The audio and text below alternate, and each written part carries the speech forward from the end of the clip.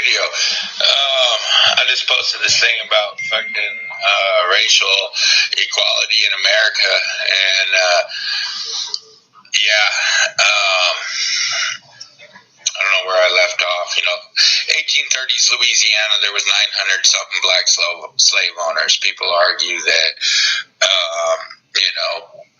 whether or not, you could buy your own freedom. You were paid a wage. It just wasn't a fair wage, I suppose, as we get today, right?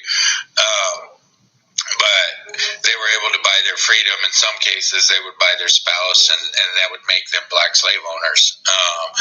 But in other cases, you also had actual black slave owners. Not every black person pre-1863 was a slave. There was a lot of black people living in this country with freedom. We didn't make them slaves. They were made slaves by a tribe in Africa. It's not surprising. I mean, slavery's been around in Africa longer than anywhere on the planet. So I don't think that it's impossible to believe that African slaves were brought here as slaves and sold at market or thrown overboard in the ocean. So let's get that straight. And pre-1776, we were European-controlled colonies. So when you're looking for restitution, understand that the people that profited on the slave market were the Dutch Pennsylvanians, the Holland, the French Louisianians, the French, the New Englanders, the England. These were the people that were prospering in the trade market and in the slave market. So then, nobody asked for restitution there. It's crazy to me, but that's just the way it is, I guess. So they were brought here, and they were put on the market. Imagine if you're a slave now, you're brought to a land where you know absolutely nobody, nothing. You're taken off a ship that you're more than likely not going to get back on. Don't blame me. Blame the French or the Dutch or the Africans that brought them here. It really wasn't me that made that decision. I'm American. So now, majority of Americans never owned slaves. Majority, like the vast majority, very few had money to actually own a slave. And there's even fewer that abuse those slaves. Most slaves were put into a house and worked there. There was an exchange of goods there. A man paid, say, $1,800 for a slave. Now, that slave now owes him $1,800. If you understand what I'm saying, it is what it is. Like, what's the point in arguing about it? Okay, so now this guy's got to work off the $1,800 he owes me. I just saved his life, because now, check it out. If they did not sell at market, and there's grave sites in the Gulf of Mexico and everything like that. If they did not sell at market, they were then thrown overboard and drowned in either the ocean or the Gulf or whatever you want to call it. At that point, the merchants didn't even consider them worth the price of feeding. Okay? That's the truth of the matter. Like, they brought them there to make money, and if they didn't make any money, they weren't going to keep putting more money into it. You know what I'm saying? Like, feeding them and keeping them alive. So they were just thrown overboard, and they were killed, period. It is what it is. It's the truth. So then, an exchange of goods came. Now let's say that you're the slave and you're in a land where you know nothing, nobody, no house, no food, no anything like that. Let's say you weren't bought at market and you were just set free. You're going to have to find a job, right? Whatever, it is what it is. I mean, that's just, I would think that's your number one thing. I got to get a roof over my head, got to get some food. I understand you're not used to civilization and everything's a shock, but so they were given a job, they were given a house, they were given food, and they were given a wage, which they bought their freedom back with after a certain amount of time. Most slave owners didn't see it in their best interest to go spend $1,800 on a tool that's going to make you money and then beat the living hell out of it. That's not the way most slave owners were. I'm not saying that they didn't exist. I'm saying that any smart businessman would know that it's in my best interest to keep it, I say it, slave well fed, housed, rested, the things that you need in order to work. You know what I'm saying? Now, if I'm a businessman, this is one of my most important tools. This is the person, the thing that's going to go out and pick my cotton, per se. He's going to do a lot better if I didn't break 3 of his fingers the night before. He's going to do a lot better if he was fed the day before. He's going to do a lot better, if he got a proper amount of sleep. Let's understand this from a business aspect. It's not in my best interest to mistreat this. You know what I'm saying? Like $1,800 at that time period, God, I could only imagine what it is now. You're probably talking about a new truck. You know what I'm saying? I'm not going to go buy a new truck for my business that it makes me money. You know what I'm saying? My truck is what's making me money, that I'm hauling with it. I'm doing this and that and everything else. I'm not going to go beat the shit out of my truck and not have a way to make money. You know what I'm saying? I'm not going to go spend $1,000 on a tool and leave it sit out in the rain. You know what I'm saying? It's just, that would be stupid business.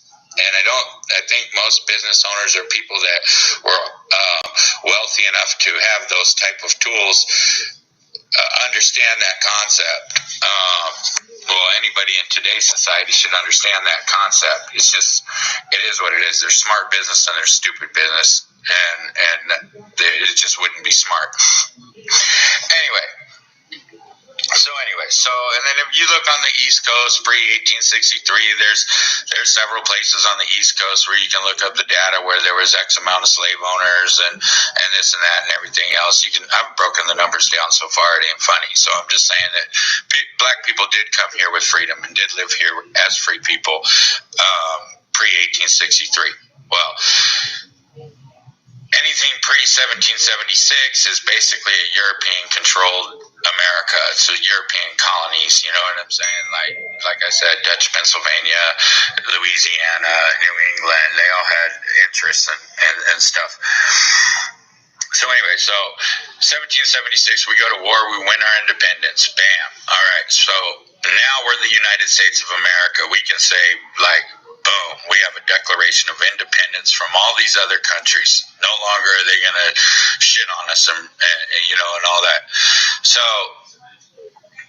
by 1863, the first Republican president, Abraham Lincoln, had drawn up the Emancipation Proclamation and freed all the slaves. So in all truthfulness, from 1776 to 1863, there wasn't even 100 years of slavery in this country, period. Bottom line, you've been blaming America for 300-some fucking years of fucking slavery, and it's the Europeans the whole time that brought you here. It's the Europeans that you're angry at. You got all this civil unrest going on in my country, and it's the Europeans and the Africans that did this to you. And it's very upsetting to me to see the political climate today. I will follow you through, from 1863, whatever. I sacrificed my commander-in-chief. I sacrificed 400,000 Americans' lives to end slavery, to whatever the case might be. The war wasn't over slavery. It was over taxes and tariffs. But bottom line, slavery was a huge factor in that war. A lot of these people died for that. Our commander-in-chief was sacrificed for that. The Republicans, this is what I'm telling you, Abraham Lincoln was the first Republican president. I went through this in a video I made. In Abraham Lincoln's first term, he had a Republican vice president. In his second term, he had a Democrat vice president. So 1 month into his second term, 5 days after the South surrendered, Abraham Lincoln was assassinated. The Democrats assumed a full presidential term minus 1 month, and they killed our commander-in-chief. Yet we say the South won. We say the North won. And it's upsetting to me to see the way things are right now in this country. 2 more presidents were assassinated after Abraham Lincoln that were generals in the Union Army. So you could say that 3 commander-in-chiefs were sacrificed. because I'm sure whatever reason they give for it, this or that or anything else, you're not being told the complete truth. This fight between Democrats and Republicans have been going on pretty much since this point, and people argue that they've switched sides, and they truly haven't. The only thing they've ever switched on is big government and small government, how much government involvement should be in our personal lives. I understand that during the time of a civil war, the Republicans are going to want a bigger government. They have the presidency, they have a bigger government, works to their advantage. So it is what it is. But if we're playing chess, we lost. The North lost because the king was killed. So, I mean, that's the whole game, right? Like, it doesn't matter how you do it. Just first king that dies is the loser. Anyways, so if you go to the early 1900s, Margaret Sanger, Planned Parenthood's original name was called the Negro Project. And Margaret Sanger believed that all black babies should be aborted before birth, that they were economic drains on society. She spoke about this openly, publicly, everything. I'm bringing this up because I'm taking you through the history of black people in America, and this is a big part of it.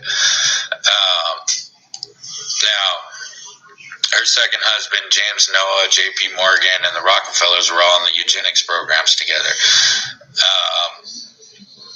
It's relevant because now the Democrats are 100% in control of Planned Parenthood. It's not a bipartisan organization. Like, you would think that something that's good for the country as a whole wouldn't be that divided. I mean, they're literally 100% Democrat, 100% Democrat, and that's kind of upsetting because something that's good for everybody is bipartisan. But anyway, so you have the Negro Project or Planned Parenthood, where they're doing eugenics programs against everything. W.E.B. Du Bois founded the NAACP in the early 1900s, around the same time period. He worked for Planned Parenthood in 1936 to 1938, 1939 or something like that. He ran the Negro Project section of Planned Parenthood.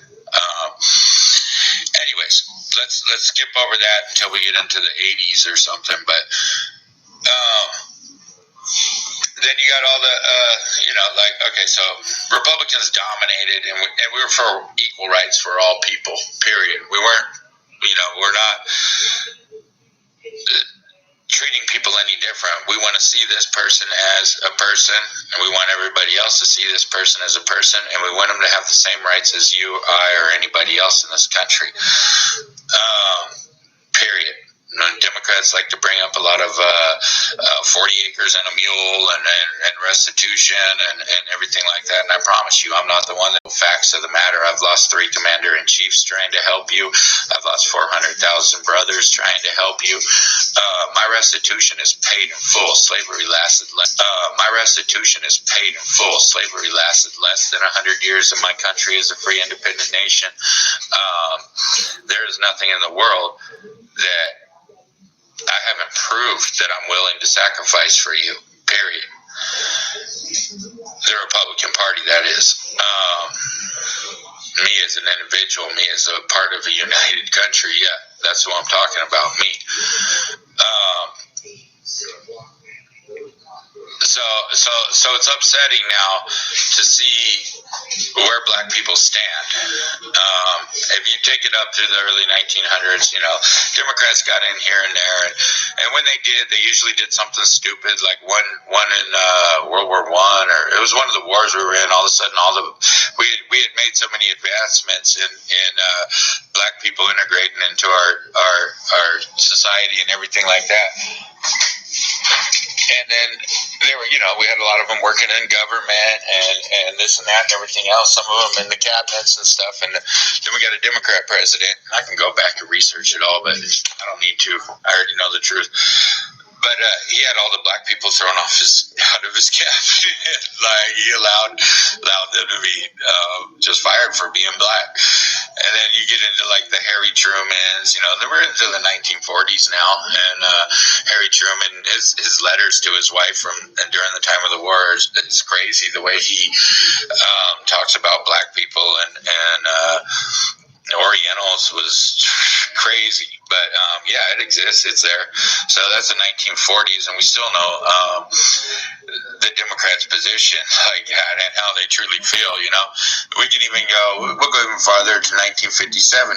1957, the Republicans put forth a bill in front of the House that said they wanted black people to have equal voting rights. They had some voting rights and everything, but there were some things that they didn't have in that. So the Republicans put forth the bill out on the floor, and the Democrats said no. Okay, so they shut down the government. There was a government shutdown. This is 1957 Civil Rights Act, and then it matters because LBJ and JFK were both sitting in the House at that time. They weren't presidents or anything. This is 1957. So at that time, both of them voted no. They did not want black people to have voting rights. Now, we went through a whole big old deal with the government shutdown now, and we've seen it even in modern times where, that it's something that they disagree upon. So they take that same bill and they're like, okay, so if we change this to this, then we'll say yes. If you take this out, then we'll say yes. If you put this in, and, they do that back and forth, blah, blah, blah, blah. So eventually, the Republicans got the bill passed, redacted, of course. I mean, like totally tweaked. But at that point, LBJ was furious. He said, if those, and he used the N-word, are going to have the right to vote, I'll have them voting Democrat for the next 200 years. Okay. Now look it up. I mean, I don't know how you do what you want to do, but here's John F. Kennedy and LBJ's true colors. This is 1957. This is before the spotlight. This is before the Democrats knew that they needed the black people in order to win a race. So the Republicans have done everything for black people up to this point, and everything that they have, the civil rights, the Civil War, everything. And to me, like, it's a bond. It's a bond that can't be broken. When my people die for you, it's a bond that cannot be broken. It's like blood in and blood out. So anyways, so then LBJ...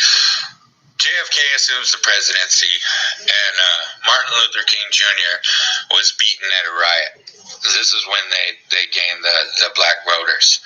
So Martin Luther King is in the hospital, and JFK takes this opportunity to make this huge public spectacle out of this, and he calls Martin Luther King Jr.'s wife while he's in the hospital. And so JFK and Mrs. King are talking on the phone, and he's promising the black people all this stuff with fair housing and all this and that and everything else. And he's got the black people all pumped up. Oh yeah, this is our guy, blah, blah, blah, blah, blah, blah, blah. I mean, don't ask me why. 1957 at that point wasn't too far back. But okay, so he cons them into believing in this and that and everything about him, So we get 2 years into his presidency, and mind you, you have the Vietnam War going on, so a lot of his attention is there. But 2 years into his presidency, he hadn't capitalized on not one promise that he had made to the black people. I mean, if you look at today's world, I mean, Trump did everything he said he was going to do, and if he wasn't, you saw him trying. You know what I'm saying? So I'm just talking about Kennedy here. If you go back to Kennedy, 2 years into it, he still ain't done nothing, hasn't even really attempted to.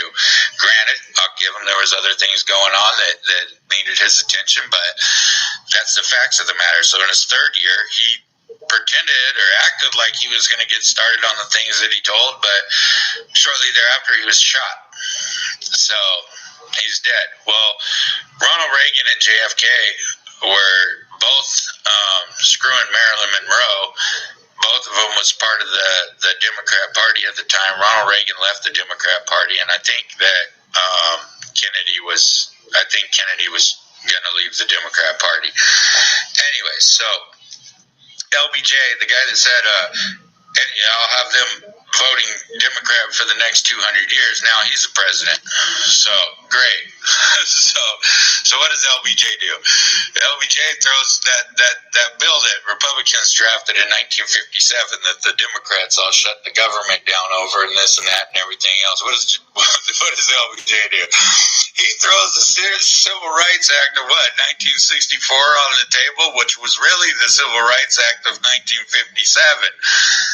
And gets the Civil Rights passed. I don't even think he changed anything. I think he was just like, this will work. And he throws it out on the table in its an original form and gets it passed. And then he gets all this credit like it's his bill.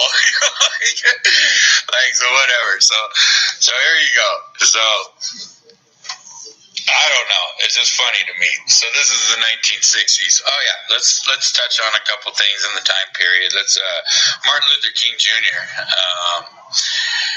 Was a Republican, and Martin Luther King Jr.'s surviving family members served Congress in the Republican Party, or served the people in Congress for the Republican Party until like 2013, I believe. So here you have even a surviving family member of the man himself in the Republican Party. I mean, that's an eye-opener for me because, I'm looking at him as a black leader and what he meant to the black people, and I'm trying to follow him, you know what I'm saying? And it seems people have forgotten that. Then you take Malcolm X, and I'm not saying Malcolm X was a Democrat or a Republican, but Malcolm X surely knew the truth about the Democrat Party. He stated openly in public that any black person that votes Democrat is a political chump. Those are his words, those aren't my words, but this is Malcolm X, another very important leader in the black community, and he is totally disregarded as well. So where I'm going from here is LBJ. All right, who was the next Democrat president after LBJ? Jimmy Carter. Jimmy Carter is fucking worthless. I mean, his whole presidency was about foreign policy. He ended up getting, hundreds of Americans fucking held captive in Iran at some university for, over a year. It wasn't until Reagan's first day in office that they were released. But Jimmy Carter surely didn't do anything for the black community, any civil rights or anything like that. So we can say that he didn't. The parties didn't switch there as far as civil rights go. And then the next one after Jimmy Carter was Bill Clinton. Now, great, Bill Clinton can play the saxophone, and he can fucking go sit up there with that. What do you call him? Uncle Tom, Arsenio Hall. And play the saxophone, and that's all fine and dandy, but really, what did Bill Clinton do for the black community? Bill Clinton was mentor, and Joe Biden's mentor was Robert Byrd. He was the leader of KKK. I'm not joking. I mean, there's pictures of him hugging and all this and that and everything else. They all went to his funeral and talked about what a great person he was. And this was like a serious member of the KKK. They're mentors. I'm not even joking. I'm not even playing. So during the same time period in the 1980s and everything like that, you had abortion clinics going up in all the black neighborhoods. There was a lot of picketing going on, this and that and everything else. People were waking up. They were starting to see that the foundation that this house is built on is flawed. And the house truly needs to be torn down completely and rebuilt bipartisanly. We're talking major money. In the early 90s, Bill Gates was the richest man in the world with $6 billion. Planned Parenthood gets $550 million a year in federal taxes and is given to a partisan organization who funnels money out the back door for political campaigns and other special interests. It's no joke. It's extortion, and it's against my rights, period. Anyway, so even today in New York, there's more black babies aborted than there are given birth to. I'm just saying. So, Planned Parenthood, aka the Negro Project, all that crap. We're at Bill Clinton now. He really didn't do anything for civil rights. He said, "Hey, black people, I like you," and you all voted for him. Anyways, the next after Bill Clinton was Obama. And I don't think Obama had my interests in mind at all. And I really found it offensive in recent elections about Joe Biden saying a few things about like how it didn't get done because he's not, or he was vice president, and this and that and everything else. And Joe Biden, if you look at his history with the black people, is not a good one.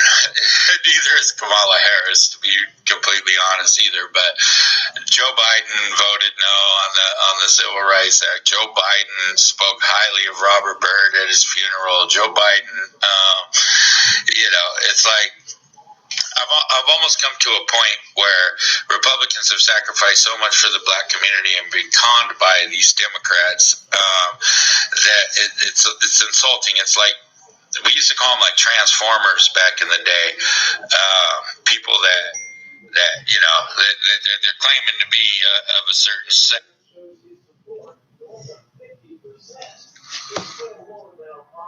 Set, and the minute they see danger or feel threatened, and they transform into something else. And that's where the Democrat Party's at. That's where black people are at. I told you it was blood in, blood out.